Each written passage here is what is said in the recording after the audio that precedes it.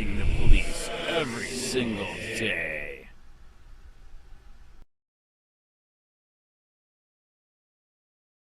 Alleges upon facts and belief as follows. I summary of claims. This is a civil RICO claim which requires plaintiffs to demonstrate that the defendant has engaged in a pattern of misconduct, called racketeering under the RICO statutes.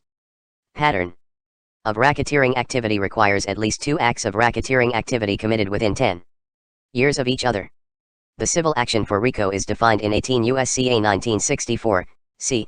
Any person injured in his business or property by reason of a violation of Section 1962 of this chapter may recover threefold the damages he sustains and the cost of the suit, including a reasonable attorney's fee. Section 1962 has 4 subparts and generally prohibits the use of income obtained from a pattern of racketeering activity or through collection of an unlawful debt to purchase, establish, operate, or participate in the affairs of any enterprise in interstate or foreign commerce. Florida's RICO Act mirrors the federal RICO Act. To be convicted for a violation of the state RICO Act, the defendant must have been arrested because he or she was associated with an enterprise. He or she directly or indirectly was part of the enterprise as evidenced by participating in a minimum of 2 acts of racketeering activity and at least 2 of the acts of racketeering activities had commonalities. Potential commonalities include the same or similar victims, co-conspirators, methods of commission, intent, results, or other characteristics that established a pattern. In this particular case, there are 3 plaintiffs and 5 confidential informants, all of whom civil violations that constitute civil RICO claims against the defendants. The plaintiffs' individual experiences of intimidation, coercion, extortion, and other unethical behavior by their supervisors at the Pasco Sheriff's Department is well documented in the body of the complaint. The 5 confidential informants provide supporting evidence of the patterns of abuse of power, intimidation, and coercion to perform unethical activities at the behest of superiors that are similar to the narratives of the 3 plaintiffs. Taken together, the plaintiffs and confidential informants provide a picture of the Pasco Sheriff's Department that is criminal, unethical, and a criminal enterprise. This pattern of behavior reflects an attitude on the part of the defendants that they as law enforcement officers are above the law and immune from scrutiny or the most innocuous criticism. The plaintiffs and confidential informants demonstrate what life is like when anyone decides to contradict or simply not follow the edicts of the highest officials within the Pasco Sheriff's Department.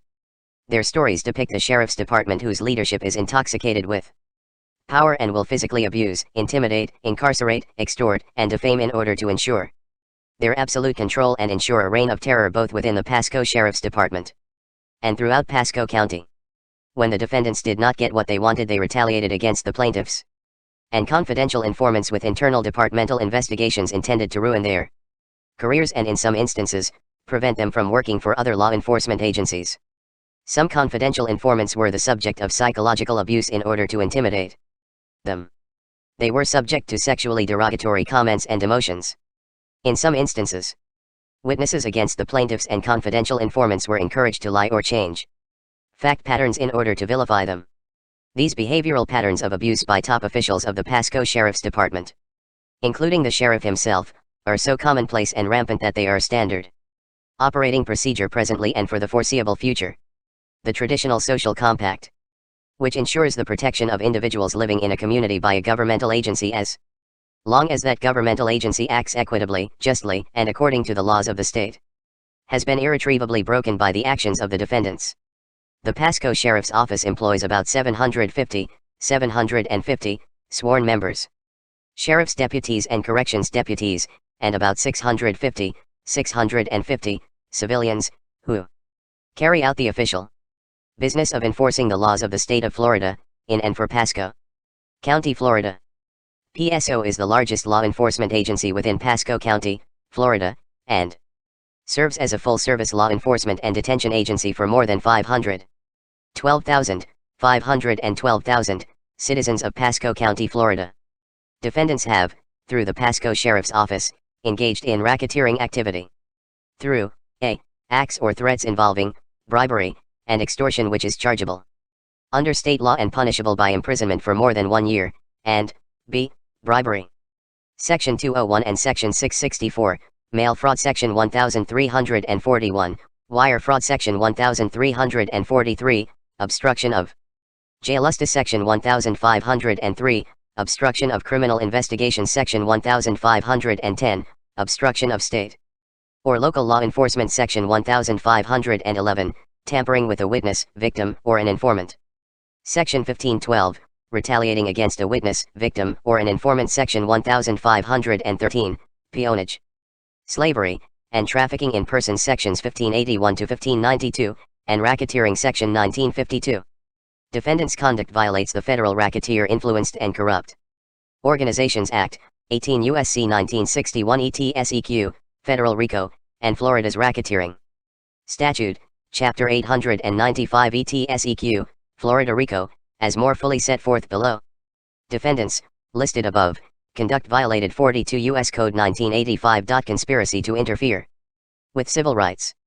Defendants Nocco, Harrington, Peake, Christensen, Reed, Roy, Krause, Height, and Bennett conduct violated the Trafficking Victims Protection Act, 42 U.S.C. 7102. Defendants Nocco, Harrington, Peake, Christensen, Reed, Roy, Krause, Height, and Bennett conduct violated the Federal Whistleblower Act, Whistleblower Protection Act of 1989, 5 U.S.C. 2302 ETSEQ, Federal Whistleblower, and FLASTAT. 112.3187 ETSEC. Hey there, these families, these individuals, they say that deputies would constantly show up to their homes time after time. They say they were harassed, fined, even arrested unfairly. This body camera video shows a visit from Pasco County deputies to Robert Jones' home. They came every single day. After we took it to court and they lost, they got really upset. And they started coming multiple times a day. Jones claims his son was a target as soon as they moved to Pasco County because he had gotten in trouble in another county. The Institute for Justice is now filing a lawsuit against the Pasco County Sheriff's Office, alleging the Sheriff's Office violated several residents' constitutional rights. They claim the residents were harassed and even arrested because of the Pasco County Sheriff's Office intelligence-led policing policies. The lawsuit calling it predictive policing that targets people that they think will commit crimes. There is no such thing as innocent until predicted guilty. But in Pasco County, that's exactly how to describe what's happening. The Sheriff's Office says the program aims to work with people based on their criminal history to break the cycle. But Jones says deputies had his family living in fear, especially when he stopped cooperating. According to the lawsuit, he was cited for several code enforcement violations, including overgrown grass, not visible address numbers, and a jet ski too close to his home. Overgrown, the trailers, the numbers.